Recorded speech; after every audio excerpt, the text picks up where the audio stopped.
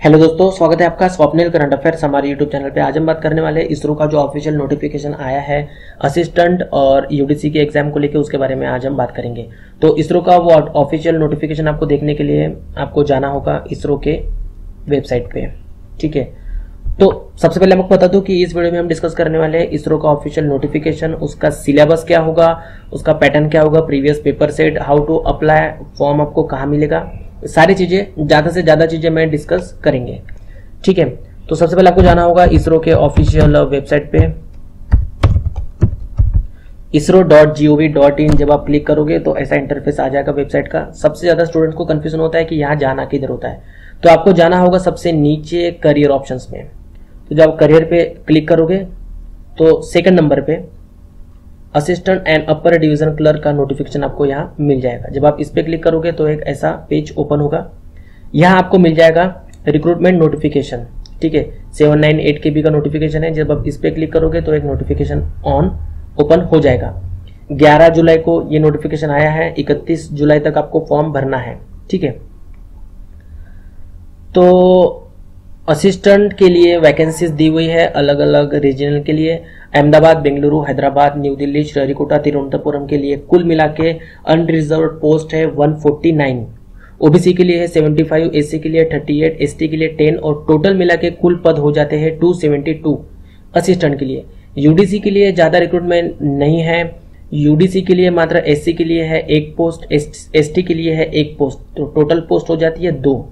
ठीक है, उसके बाद नीचे जब आते हैं तो देखते हैं पात्रता यानी एलिजिबिलिटी क्या है। तो आपका ग्रेजुएशन होना चाहिए arts, commerce, management science, computer application में with first class as declared by the university. इसके साथ ही आपको नॉलेज होना चाहिए कंप्यूटर का।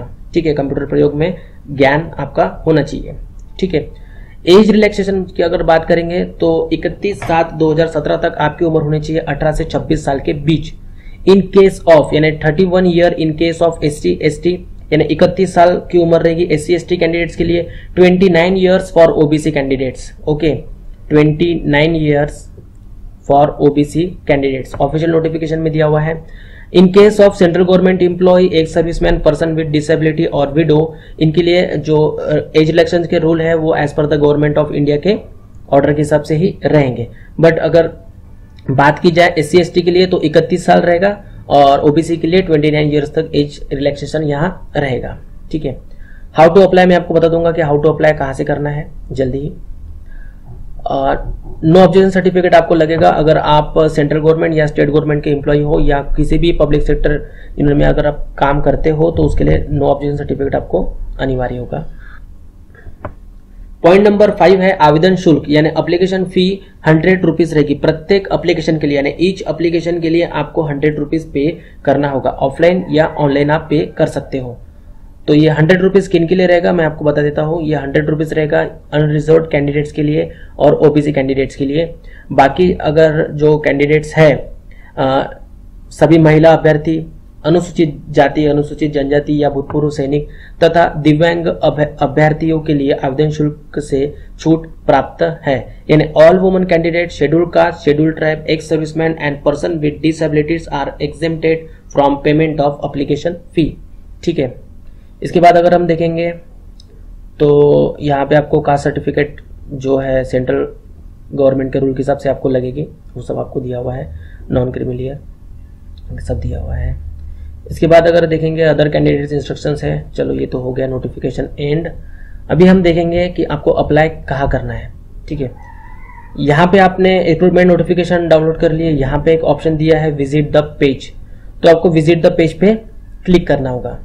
जब आप विजिट द पेज पे क्लिक करोगे तो एक नया वेबसाइट और एक नया पेज ओपन होगा इस टाइप से। तो यहाँ पे आपको फैक्स दिए हुए है, ये ओपन नहीं हो रहा है, काफी टाइम ले रहा है। और registration confirmation form for fee exempted candidates only, यानी एप्लीकेशन आपने जब सबमिट कर दिए उसके बाद में जो रजिस्ट्रेशन नंबर जो जनरेट होगा उसके बाद में एक कैप्चे आपको भरना होगा यहाँ पे। तो ये उन्हीं के लिए है जिनको फी एग्जेम्प्टेड की हुई है। ठीक है, पर सभी को अप्लाई करना होगा यहाँ पे असिस्टेंट के लिए। Assistant for filling up in ISRO centrals और यूनिट्स के लिए यहाँ पे आपको क्लिक करना होगा। तो एक एप्लीकेशन फॉर्म यहाँ ओपन हो जाएगा। तो ऐसा एप्लीकेशन फॉर्म आपका ओपन हो जाएगा। यहाँ पे आपको लिखना होगा 10वीं मार्कशीट पे आपका जिस भी टाइप से नाम लिखा हुआ है, मोस्टली तो सरनेम होता है, या लिख देते हैं, मान लो एक फेक लिख देते हैं, male, gender, single, category UR कर देते हैं, चलो इसको एससी कर देते हैं, एससी कर देते हैं, फिजिकली हैंडीकैप कर देते हैं, not applicable, are you widow, no, are you ex serviceman, no, whether working in central government, no, whether working in central government, no, public sector के लिए है, सेंट्रल गवर्नमेंट के लिए no no, are you madam sports person, no, father name लिखना है तो father name लिख देंगे अपन सागर राकेश, ठीक है। फोटोग्राफ आपको चाहिए रहेगा यहाँ पे 50 KB का, और साइन भी आपको 50 KB का चाहिए, 50 KB के अंदर मैक्सिमम। तो एक फोटो है, देखते हैं, मेरा एक फ्रेंड का फोटो है, अगर उसको लेते हैं क्या, इसको डाल के देखते हैं, साइन भी कोई ले लेते हैं। नेक्स्ट स्टेप पे क्लिक करेंगे, only alphabets upper and lower case, numbers, period and upper case are allowed in file name, one alphabet upper and lower, numbers, period and file name, okay. तो file name आपका जो रहेगा इसमें अपर name ये बोल रहा है, तो फाइल नेम आपको चेंज करना होगा।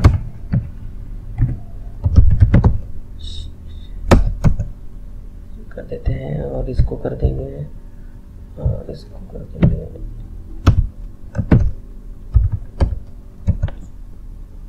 देखते हैं, ट्राई करते हैं।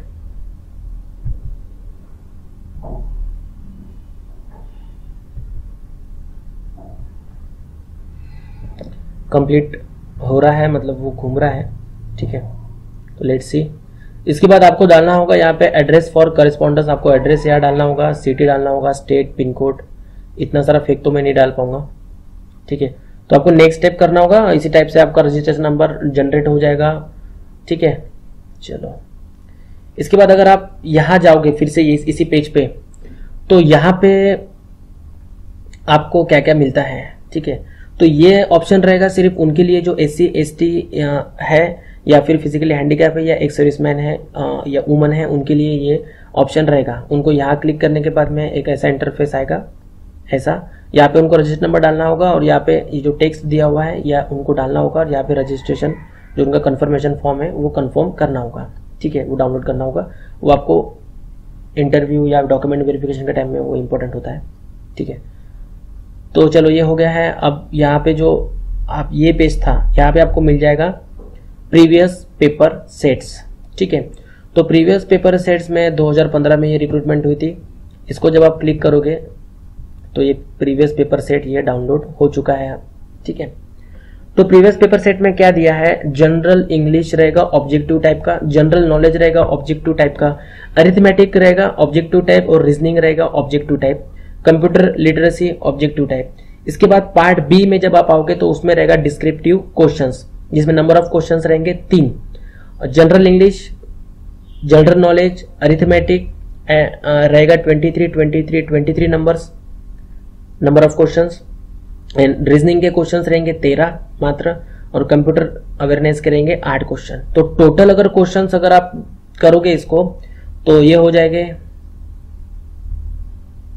90 हो जाएंगे ये, ठीक है। 90 और ये +3 कर दोगे तो 93 क्वेश्चंस टोटल रहेंगे। 23 पेजेस दिया हुआ है इसमें। मार्किंग सिस्टम दिया है, कितने मार्क्स रहेंगे कितने क्वेश्चंस के लिए, ठीक है, पर क्वेश्चन है। तो इस टाइप से आपका पेपर सेट रहेगा, ये आप डाउनलोड कर सकते हो उसके ऑफिशियल वेबसाइट में जाके। मैं इसकी डिस्क्रिप्शन में लिंक इसको प्रोवाइड कर दूंगा, आप डिस्क्रिप्शन में जाके क्लिक कर दोगे तो ये पेपर सेट डाउनलोड हो जाएगा ऑफिशियल वेबसाइट से, ठीक है। तो descriptive paper, direct descriptive paper check करते हैं। काफी स्टूडेंट्स को कंफ्यूजन रहता है कि हिंदी में रहेगा क्या, तो यस ऑब्वियसली ये हिंदी और इंग्लिश दोनों में रहेगा, ठीक है। तो ये रीजनिंग आ गया है, कंप्यूटर के क्वेश्चंस। उसके बाद पार्ट बी में आ जाते हैं डायरेक्ट। तो right an essay on any of the following about 400 words, यानी 400 वर्ड्स में आपको एक एसे यहाँ पे लिखना होगा। तीन टॉपिक दिए हैं आपको, digital India, global warming and contribution of Indian space program in improving the quality of life. ठीक है, तो आपको कोई भी एक टॉपिक पे ऐसे लिखना होगा। आप इंग्लिश में भी लिख सकते हो, नीचे अगर आप देखोगे तो हिंदी में भी आप लिख सकते हो। जिंदगी के स्तर के सुधार में भारतीय अंतरिक्ष प्रोग्राम का योगदान, भूमंडलीय तापमान का कारण एवं हल, डिजिटल इंडिया प्रोग्राम। आप हिंदी में भी लिख सकते हो और इंग्लिश में भी लिख सकते हो। सेकंड क्वेश्चन रहेगा, आपको प्रिसाइज करना है। एक आपको पैसेज दिया है होगा वहां पे 150 वर्ड्स में, जिसको आपको आपकी लैंग्वेज में उसको लिखना है और उसका एक सुइटेबल टाइटल उसको आपको देना है। ये सेम पैसेज आपको हिंदी में भी प्रोवाइड किया जाएगा। ठीक है, और नंबर 3 पे रहेगा आपका लेटर राइटिंग। आपको 2 ऑप्शंस दिए हैं, write a letter to the inspector of the nearby police station about the disappearance of your younger brother. Second topic आया था लास्ट ईयर में, वो था write a letter to the chairman state electricity board for continued and uninterpreted power supply during the school और college annual examination session. इसके ऊपर आपको letter लिखना है। मैंने एक वीडियो बनाया था कि how to write a letter, आप वो भी देख सकते हो। कुछ एसेस भी मैंने अपने वीडियोस में डाले हैं, जैसा डिजिटल इंडिया प्रोग्राम के ऊपर मैंने बनाया था, जीएसटी के ऊपर मेरे काफ़ी अच्छा वीडियो है। तो आप मेक इन इंडिया के ऊपर भी बनाया है, तो काफ़ी वीडियोस और आने वाले समय में भी आने वाले हैं, तो आप उन्हें भी देख सकते हो। ठीक है, तो ये था नोटिफिकेशन के बारे में डिस्कशन। तो अगर आपको ये वीडियो पसंद आए तो प्लीज़ वीडियो को लाइक कर दीजिए, शेयर कर दीजिए अपने दोस्तों तक और चैनल को सब्सक्राइब करना मत भूलिए। Thank you very much.